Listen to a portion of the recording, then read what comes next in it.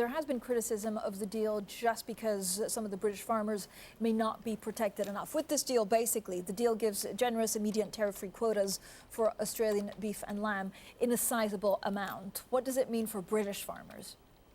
Well, it's actually phased in over a 15-year period, access for Australian beef and lamb exports to the UK. So it's a phased-in liberalisation.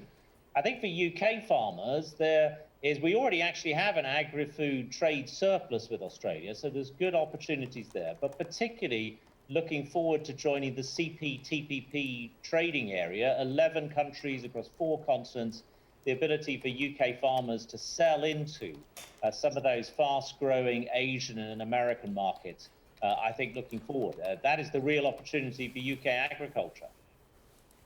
If you look at some of course, the welfare standards in some of the products sold, it's different in Australia than the UK. So, for example, it's legal in Australia to sell hormone-fed beef, not in the UK. Hot branding legal in Australia, not in the UK. Will you keep the same standards for imported goods from Australia, or could that potentially change? You're absolutely right. Our import standards will remain unchanged. Nothing in a free trade agreement changes our own standards. Those will remain very high. Australia has got different standards to us on its domestic production, but everything that Australia sells to the UK must meet our import standards. Worth pointing out that Australia has actually got higher standards in some areas. They ban foie gras production, they ban the castration of meat chickens. There's areas where Australia could argue they've got higher standards than us.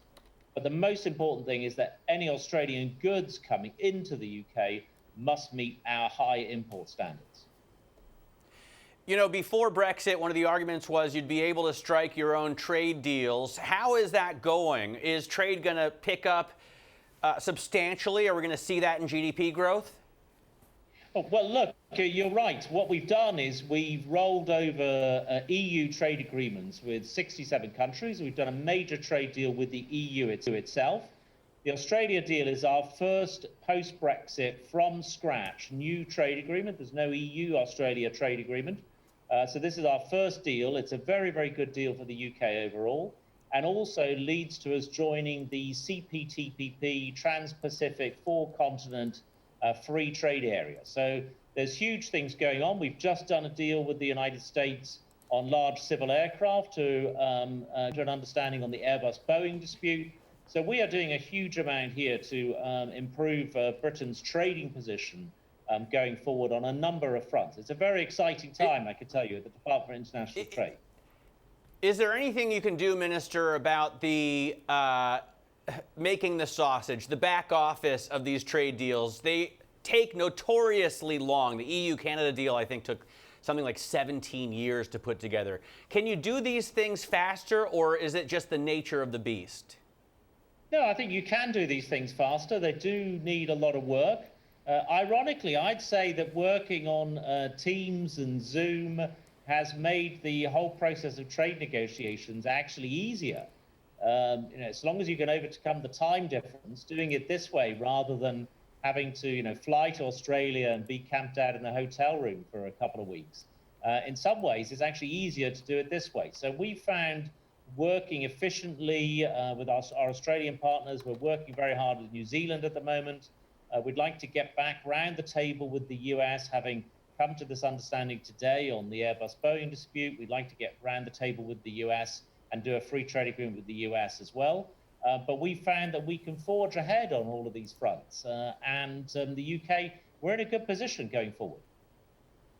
Mr. Hands, how does the deal actually affect the Northern Ireland Protocol? So do you need extra checks to make sure that Australian goods don't come into the EU through a backdoor?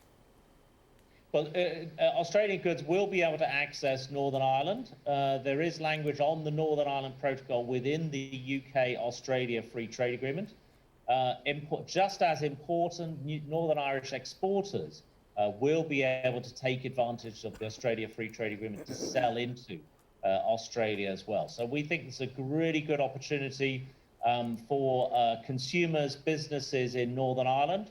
I'm looking forward to discussing it further. I've had a couple of meetings with the Northern Irish Executive. I've met with the Ulster Farmers Union to talk about opportunities. So I think it's a good deal for Northern Ireland as well. What does, a relationship between President Biden and Prime Minister Johnson actually mean for trade between the two countries? Do you see it on a better footing than it would have been with President Trump? Well, I think President Biden has always talked about rebuilding alliances and building alliances around the world. And there's no better or stronger ally of the United States than the United Kingdom. So today we've seen in this deal on the Airbus-Boeing dispute resolving what has been a 70-year-long trade dispute. The UK actually made the first move in resolving that by not rolling over the retaliatory tariffs that we had at the beginning of January. So working together well there, we'd love to do a free trade agreement with the United States. The US is our largest bilateral trading partner. But also for the US, the UK would become overnight the largest economy with which the United States has got a comprehensive free trade agreement. So it'd be a big thing for both sides. And we'd very much like to get that deal done too. Thank you so much for your time today. Greg Hands, the UK Minister of State for Trade Policy.